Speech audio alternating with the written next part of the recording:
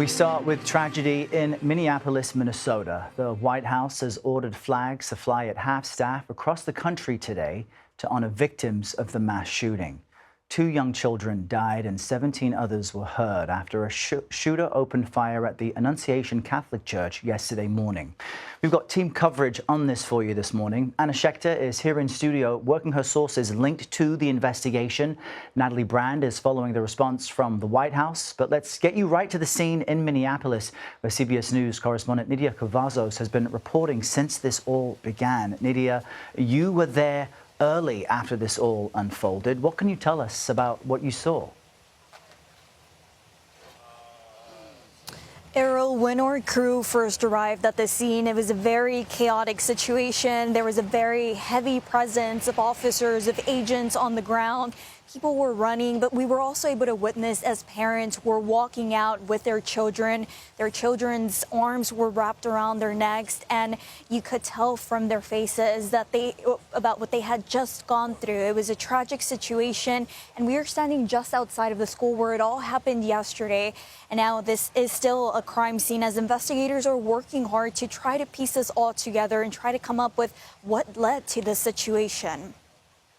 And what are you hearing from the community there now? It's fewer than 24 hours since this all happened, so I know there's still a deep sense of shock, but what comes next? For now, we know that this is a community that is mourning. Multiple vigils were held yesterday. They're honoring those lives that were lost, and they're also asking for prayers for those that are still hospitalized and in critical condition. But as we were talking to neighbors in those homes that surround the schools, they did have one request, and they said this all has to stop, and they're asking for gun control. It's hard to make sense of the senseless. Nidia Cavazos, thank you so much. CBS News senior coordinating producer for crime and public safety, Anna Schecter, joins us now with what we're learning. Good morning, Anna. It's hard to make sense of any of this, but what are your sources telling you about the shooter and their potential connection to the community? Well, the shooter was actually a student at the school previously, and the shooter's mother had worked there for a period of time. So the shooter absolutely knew the church, had even drawn a sketch of the church, so really knew the exact makeup of the building that the shooter was attacking. So what prosecutors are going to be looking at is, was this a targeted attack at the church, an anti-Catholic hate crime, Errol? Now, helping the investigation, we're seeing some images there. The shooter had I guess you could call it a manifesto, writings, videos. What did that suggest? Very disturbing videos and writings, and our team has been reviewing it since they came to light yesterday. In fact, the shooter had timed the videos to post to YouTube, timed to the attack.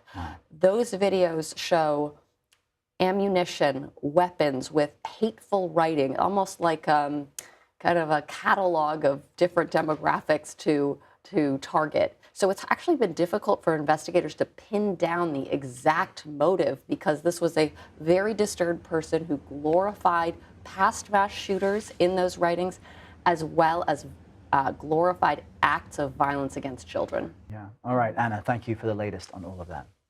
For more on how lawmakers are reacting, let's bring in CBS News correspondent Natalie Brand. Natalie, this is such a horrific incident that's happened to so many young people. What is the White House response to this?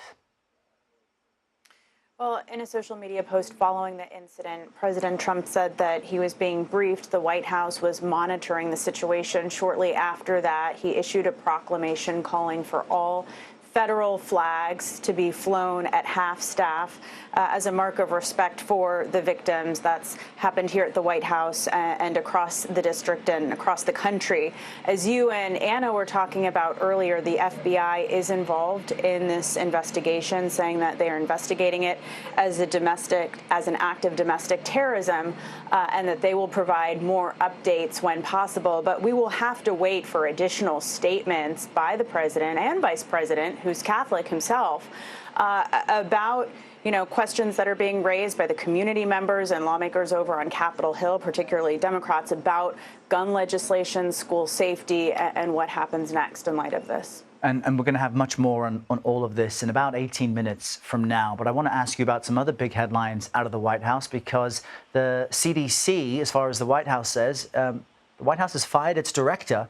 Her lawyers say, the leader of the CDC, that she's not resigned or been legally fired. So what's happening there?